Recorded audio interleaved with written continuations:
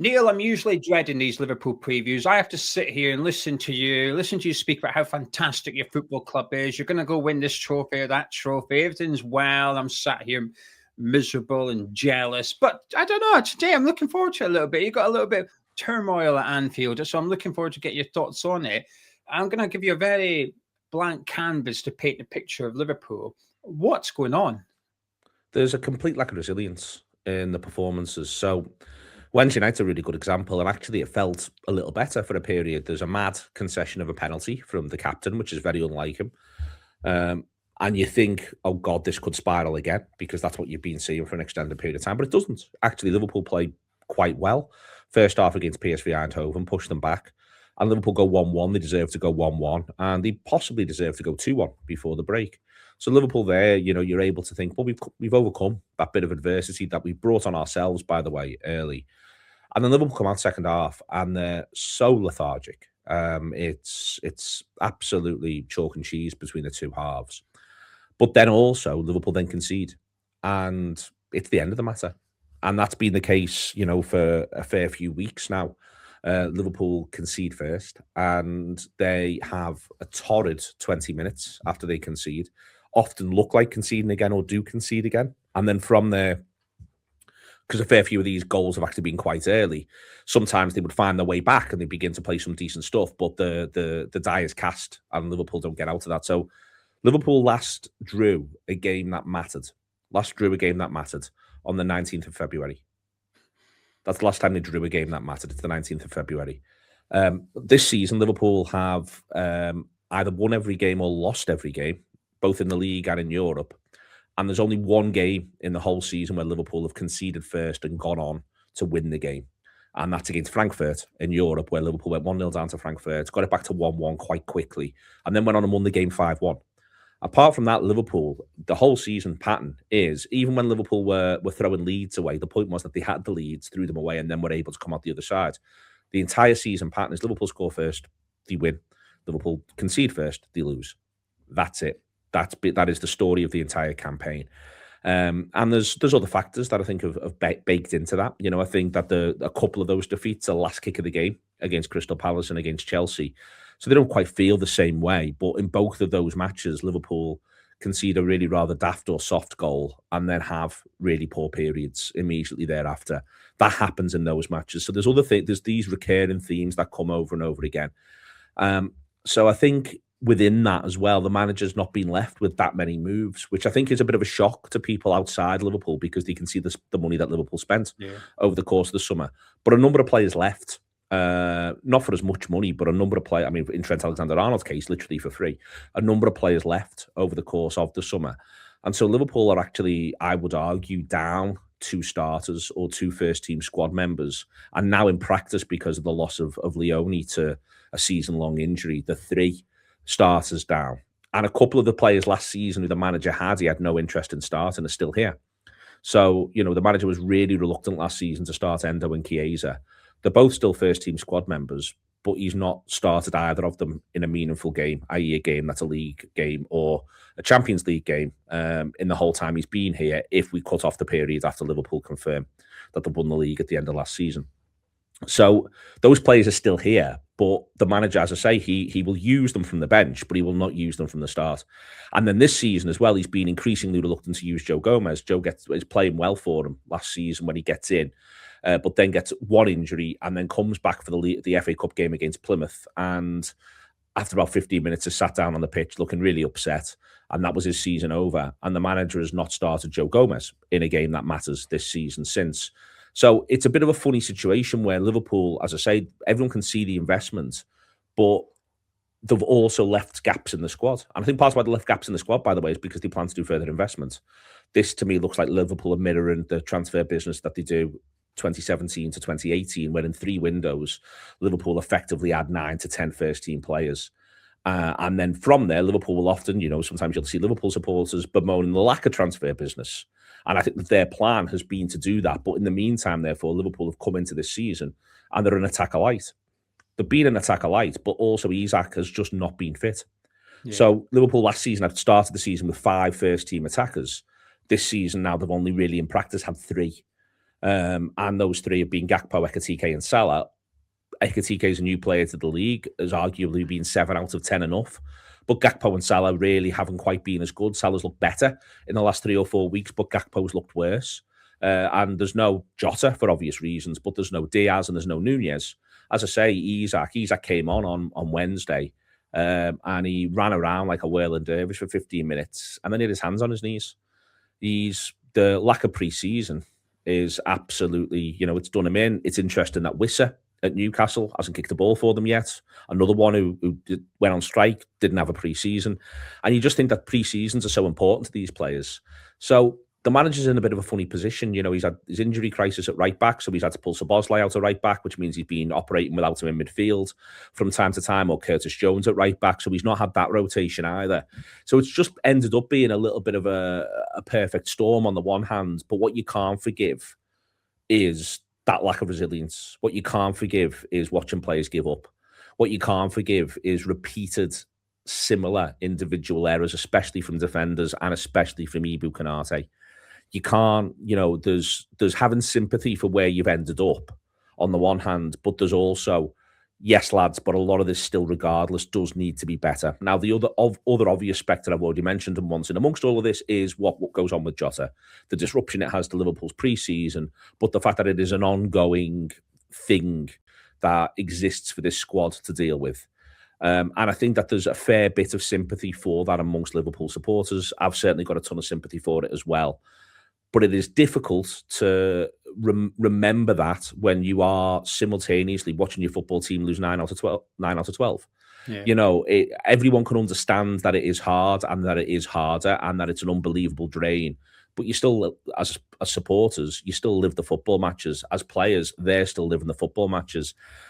The other night, just to sort of wrap up, when it goes 3-1 against PSV, at the moment Ibu Konate makes his mistake, Curtis Jones, who after the match says Liverpool need to be like dogs, Curtis Jones stops jogging back. Dom Szoboszlai turns to the bench and gestures like, what's this again? After it goes in, Szoboszlai is furious on the halfway line, and Virgil won't look at Konate, won't look at him, just will not, just leaves him and looks literally in the opposite direction, walks away, wants no part of it. So Konate is substituted within 2 minutes. Before then, Virgil picks the ball up, centre-half position, turns, goes to pass it to his right-sided centre-back, goes, no, I'm not giving you the ball. Literally turns and puts it back inside. And it can seem here as though I'm acting as though all the problems are Ibu Konate, and that's not the case. But it's that sort of repeated individual error, which I think Szoboszlai has been Liverpool's best player all season, was Liverpool's best player the other night, and he was just livid. He was just livid. I can't believe this has happened again. And the one thing that I think the manager will internally be under a great deal of pressure because of what went on at the summer. And anyway, Liverpool in general, historically, are not the sacking type. Number one. Number two, Liverpool like to have everything be planned. So this isn't me saying I'm convinced Arne Slot will be Liverpool manager for the start of the 2026-2027 season. But Liverpool will not want to be rushed into doing something they don't want to do. There's a bit of form for that. For this ownership group, they replace Hodgson with Dalglish, and they end up having a situation where they have to give Dalglish another season. I don't think they'll want to do that.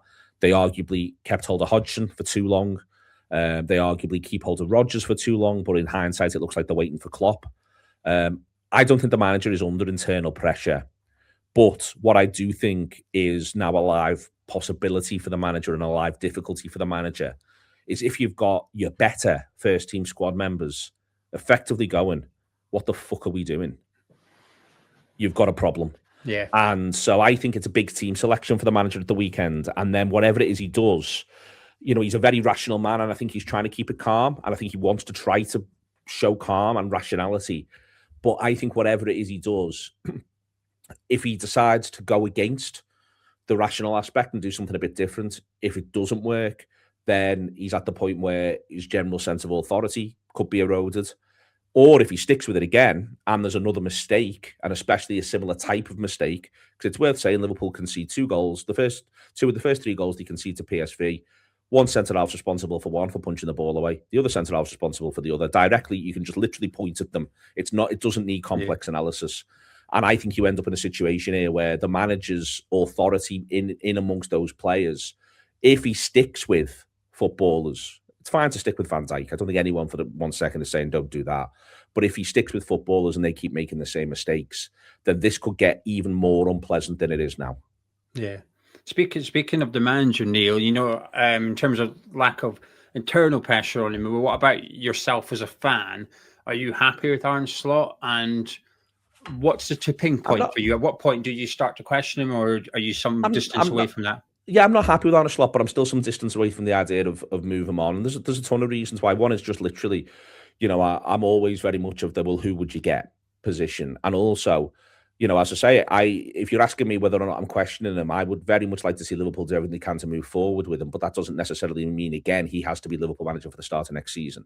Yeah. I think that you can end up talking yourself into doing any one of a number of quite wild things, but you need to know, well, if we do X, then we follow it with Y. Yeah. To use a West Ham point here is that you can make a perfectly valid argument to move on David Moyes, but no one should be making an argument to bring in Lopetegui. If you see what I mean. So, yeah. So, 100%. but if you end up in a situation where, if you've done your job properly and you come to the conclusion, well, it's Moyes or Lopetegui, then you say, well, I'll Moyes, thank you very much, and we'll just do another year and we'll see if anything else changes or gives or is different. I'm very much, my frustration is I think that there's a couple of instances over the course of the season. Let me reverse this. There's something which Klopp and Guardiola, two different things that Klopp and Guardiola, who I think are the two defining managers of the Premier League across the last 15 years. There's two things that Klopp and Guardiola used to do that would lead supporters of their club, the punditry class, be quite confused. And there's a slightly different. Klopp would often, more than one occasion, Fabinho being the prime example, but he'd buy players for big money and not use them for the first 6 months. And just literally not use them for the first 6 months. Games here and there, a couple in the Champions League against the weakest team in the group, a game over here, keep them ticking over, a bit of League Cup, maybe drop them into one league game, have a little look, go from there. Guardiola, I think if you look, often Foden is the most recent example, but where you go, why isn't he playing him? Yeah. And there'll be an extended period at the start of a new season where of last season's league winners or last season's second place team, you'd be going, well, why isn't he using him? Why has he just completely got rid of him? Yeah. And then after 6 months, that player might begin to be reintegrated and begin to look part of the fold. This season, one of the issues that Slot's had and where he's ended up with the squad, and a little bit of this is the squad building and the timing of signings or the non-signing of Gay.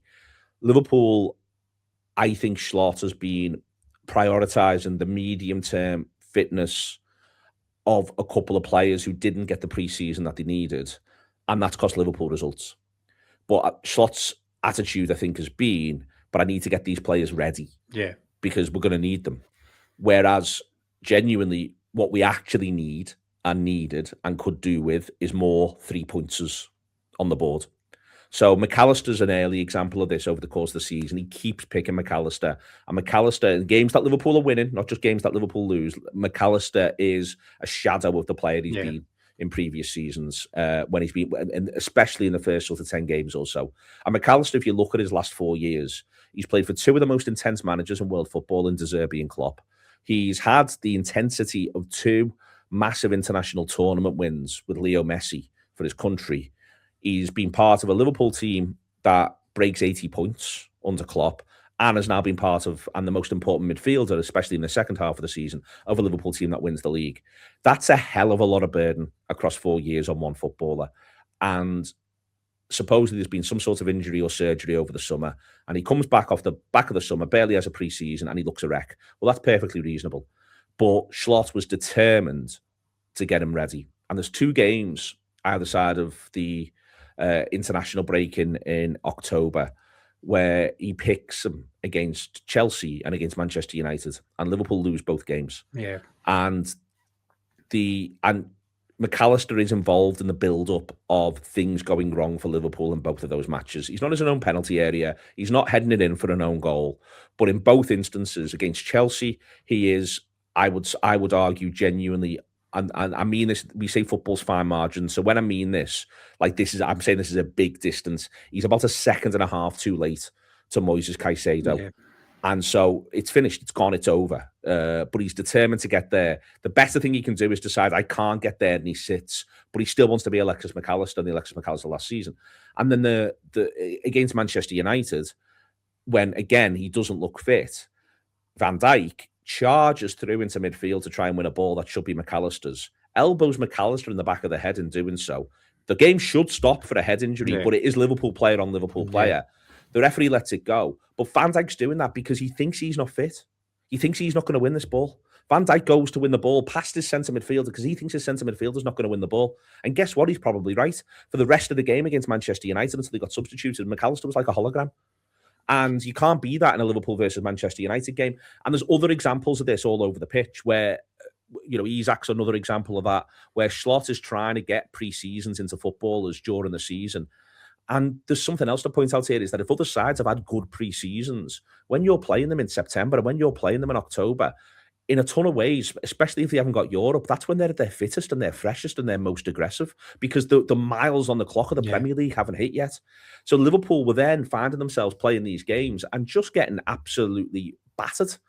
And, I think that's something for him to, because you start this question talking about him. He's a young manager. He's actually not managed, he's not managed a crisis before, which is worth pointing out. And he's also not managed, because everything's gone really well for him, because he's a really good manager. But he's also it's worth pointing out, until last season, you could argue Guardiola had never managed a crisis. Arteta is on the brink of crisis last season and manages just to keep it at bay. And now everyone, very much, it shows how quickly this game can change. But 8 months ago, Arteta was a bit of a laughingstock. Everything he's saying in press conferences will be pulled apart by football punditry and football social media. But right now, Arteta looks fantastic. And fair play to him for that, by the way, because he kept the faith and held his course. But there is a little bit of a thing here where that might be something that he has to learn from. That when we do make this much change, or when things are like this, I just need to wait a little longer. I need to just get some results, get some points on the board, get the other side of a lot of this, and then we can work on, and we can be doing this in the background as well. So in terms of how and when, for me, I think Liverpool will be desperate not to part company with Arne Slot. I'm desperate not to part company with Arne Slot, because the one thing I don't want to see Liverpool do is, if they are going to make a managerial change, I don't want them to feel as though the hand is forced into whoever it is they feel as though they can get in that moment. And that might be a manager who's currently got a club. Liverpool might approach Bournemouth for Iraola, for instance, because they feel as though they can get Iraola out of Bournemouth. And I think Iraola's great. But I'd rather Liverpool were doing it from a position of, we've decided we need to move this guy on, and we've gone through a proper process, and we think this is the right person. And my ideal scenario, obviously, is that Arne Slot rocks up to West Ham at the weekend, looks the part, wins there, beats Sunderland, beats Leeds, and then we get to go, you know what, that was a terrible blip, Arne, but we were all in it together. That's my ideal scenario. But it is very, very possible that we are sort of, when you get to sort of March, April, May time, beginning to say, this might be time to part company. But my immediate instinct is that you always dance with the one that brung you. And until we're changing who we've gone to the dance with, if you see what I mean, in a composed way, then as far as I'm concerned, Arne Slot's the Liverpool manager. Well, we'll discuss if you're going to get your ideal scenario in a couple of minutes. Before we do that, Neil, I want to move from your team to my team. What do you make of West Ham? Good players who have had real issues around the manager. I mean, we talked last season about Lopetegui. I feel as though, international football might suit Graham Potter, and I mean that as the most backhanded of compliments. I think that, where Nuno has shown he can get a Premier League side to a certain point, whether or not he can do the next point of that. But for now, I think he'll be fine to see West Ham move into an upper bottom half position by the end of the campaign. Everyone loves Bowen because he's fantastic in so many ways. I think in so many ways he's almost the perfect epitome of the 21st century professional footballer. And I wish him all the luck in the world and everything that he does, because I think the extent to which he's took on this mantle of embodying what is quite a complicated football club, with the relationship with the owners, the relationship with the stadium, the inconsistencies that there's been in terms of performance and level shifting from European competition to where West Ham have found themselves last couple of seasons. Bowen has remained one remarkable constant in amongst all of that, and I think genuinely he's not just a credit to himself or to West Ham, but to his profession. And then within that as well, there's obviously other good players, the players who are flawed in a number of ways. Paqueta, Somerville.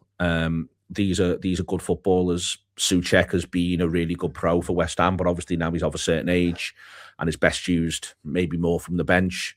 And I think it's been a difficult transition from a side that was genuinely quite successful, but was successful arguably at the last moment it could be successful, if that makes sense, at the moment where the players were of an age, the manager was in a certain moment. And if that success comes a year earlier, I would argue it would have been easier for the club and the then manager to build on it. But when it actually falls is at the point at which the rebuild needs to start. Yeah. So it's not building on it, it's having to transition and rebuild. And I don't think that rebuild's gone particularly well. So a lot of those stars from that team still need to be around and need to be a key part of this. And no one's entirely replaced them. It's a funny thing to say, but has Kilman played as well as Zuma yet? And West Ham supporters can sort of answer that, but from the outside, no chance. Well, in the outside, exactly close, Neil. So exactly. So from the outside, to me, it doesn't look like that's the case. Yeah. But he's certainly not outstripped him, and that's the point when you want to make that sort of investment. You certainly want at the very least continuity, but your ideal, and certainly when you give him a big long contract, is that actually people are saying, by the time you get to the end, in 20 years' time when you're doing your West Ham all-time best 11 that I ever saw, you should be saying Kilman over Zuma, but you will be saying Zuma over Kilman. Yeah. And you can do that in a number of the positions across the pitch. And I think that's what I think has undone West Ham. But all of that said, I'd be genuinely amazed if West Ham end this season in a big way. I think everyone's sort of the view that Wolves are in a ton of bother. I think everyone's probably right to conclude Sunderland have got enough points on the board and look like they've got enough promise on the pitch. And then you are wondering, if Marco Silva gets his act together with Fulham, they should be fine. You'd be surprised if Forest aren't fine. There's too much talent there. You'd be surprised if West Ham aren't fine. There's too much talent there. So you almost end up in a situation where it's Wolves, Burnley, and unless someone does something daft, Leeds. I think it needs someone of the already established Premier League teams to do something daft. And whilst I think it is possible Sunderland could well end up at some point having a run where they've had no win in 10, you do sort of think that they've got the points on the board now to be able to get out the other side. But yeah, I'd be surprised if West Ham aren't at least talking about a team that's 14th, 15th, if not higher. I'll take that. Right now, I would happily take that. I and many other West Ham fans have still got fear of relegation, but it's hard not to when you're only 1 point outside the bottom three. And we've got a difficult one. While you're not in great form, play yourselves. Man United, Man City, Aston Villa. We've got some Brighton. We've got some difficult fixtures on the horizon, but after that we come up against the likes of Wolves, Sunderland at home's in there as well, which because of the African Cup of Nations, and at the minute they're going 3 without a win, Sunderland. So if they can go another couple of games and suddenly we're playing them, they're not in great form themselves. Yeah. So I'm just hoping we can get enough Brucey bonus points on board so that come January we're not in the bottom 3. We can invest a little bit and hopefully do it correctly, and we'll get out of and finish 14 to 15. It's not good. It's a bad season. That's a good end to a terrible start because it means we're comfortable. In terms of Sunday, though, Neil, how do you see this one going? I've been on doing this for other podcasts. I've been saying this for weeks. This thing I'm about to say, which is if Liverpool score first, they'll win, and if Liverpool concede first, they'll lose. And I've been saying that for weeks. That's not just sort of recent hindsight. I thought Liverpool would just beat PSV midweek, and it is a hugely concerning result in second half performance. Listen, the low from a Liverpool point of view now would be if they scored first and then went on to lose the game. That would be a new low in terms of where the season's been. Flip side of that is if Liverpool did concede first and managed to turn it around and get all 3 points, I think it would be significant for this side. I want to sort of contextualise this a teeny little bit. A fair few of these players are still around from the 2022-2023 season for Liverpool. And that team went from around the sort of 9th of October until about the 9th of April. And in all competitions, only if it scored first, it won. If it conceded first, it lost, and all of its draws were 0-0. There were 2 exceptions. They scored first in a European game against Rangers, conceded first in that, and went on to win 7-1. That's just weird and doesn't count. And they also conceded first against Leicester around Christmas that year, and then Wout Faes put it through his own goal twice, 2 own goals, and Liverpool won 2-1. Every other game, if Liverpool scored first, they won. If they conceded first, they lost, and they would draw 0-0. Didn't draw any other scoreline from mid-October to mid-April. And I feel like that's where we are. So, my how do you think it's going to? My answer to the question of how do you think it's going to go? If I was supporting West Ham, I would be saying we want to absolutely go at these for the first 15, 20 minutes. All the advice is Liverpool don't like it if you sit deep, but West Ham can't really play long balls in the same way. Fulkrug isn't available. Wilson's 35. Paqueta will be on the pitch. Bowen will be on the pitch. These are players who can fight for things, and that's the point, is that they fight for things. But I'd be saying from a West Ham point of view, if we can assert ourselves first 20 against these, turn them round, scare them. It doesn't have to be dominating possession, but working out how to dominate areas, and Nuno's very good at that. Then I think we can take this game away from them pretty quickly and have them fall apart. Flip side is, though, if Liverpool do find a way to be half decent and can get ahead, then I think that this side may just be liberated by that. They may just be liberated by the moment of actually something's broken for us. I think in amongst all of this last few weeks, whilst Liverpool have not been good enough, they have also been a little bit unlucky. And I think, for instance, I would love nothing more than someone whacks something from 20 yards and it deflects and it goes in, because I think it'd make Liverpool feel as though the ball was breaking their way a little bit in a way that they might feel as though it hasn't. So, yeah, I'm of the view that if Liverpool score first, they'll win. If they concede first, they will lose. And so, therefore, I just need to hope against hope. Your listeners don't, but I just need to hope against hope that Liverpool do score first. And that is currently how brittle Liverpool are. Well, final question, crystal ball time, Neil. What are you going to go for? I'll go for West Ham 1, Liverpool 2. Simply off the basis of the fact that I might as well just toss a coin and say something, and I'd always rather do it that way. And then I would be, from a Liverpool point of view, genuinely, it's possible Liverpool lose this relatively heavily. It's worth saying that. Like, I think almost any scoreline is possible. I think it's genuinely feasible that we're talking about West Ham 4, Liverpool 1, because of how poor Liverpool have been, not just in the last 2 games, but in a number of matches this season when they've gone behind, that they've been, they were really, really poor against Brentford. So I think that's worth having an eye on from a West Ham point of view. For me, big 20 after to start them. If I was doing West Ham, big 20 after we start the match, then I'd try to keep it as quiet as possible until half time, when we score the biggest 10 minutes of our season. Go 1-0. If West Ham go 1-0, they should spend the next 10 minutes laying siege to the Liverpool goal, and they'll get a second. So, yeah, I think from that is what I would say from a West Ham point of view. But it sticks in my craw in practically any football match to say that Liverpool aren't going to go on and win it. And as I say, because it does feel like a little bit like a coin toss at the minute, I may as well act as though I've tossed a coin and it's come down on our side, and I'll say West Ham 1, Liverpool 2. Yeah, this is the least confident I've ever heard you ahead of a game against us. I can feel your... Yeah, I mean, it's 22-23. We went to Brighton and we went to Wolves in January and February, and like you just couldn't quite conceive of how we were going to win the game because of the moment we were in. It's worth pointing out Liverpool persevered with Jurgen Klopp, and the following season, he breaks 80 points. 2020, 2021, Liverpool lose 6 consecutive home games, albeit all behind closed doors because of the pandemic. Following season, Liverpool come as close as anyone's ever come to doing a quadruple. Nothing is permanent in football, but right now Liverpool's lack of resilience does seem pretty permanent, and it'll take something major to change it, and it won't change in one game, and it won't change in one half. So yeah, I think that Liverpool are remarkably vulnerable. This is about the most vulnerable Liverpool team that will ever come to West Ham. So for me, in a couple of ways, really, I think if West Ham can find their way to seize that moment, then I think Liverpool might not have many answers to that currently. But I'll say again, if Liverpool do get a bit of luck and they find themselves ahead in the game, then I think they might be quite liberated and might feel as though they can play some football. Well, Neil, an absolute pleasure as always. Thank you very much. You guys at home have enjoyed it. Please do drop a like on it by clicking thumbs up. Scotty Hammers, chat myself and Neil. I'll catch you in a bit.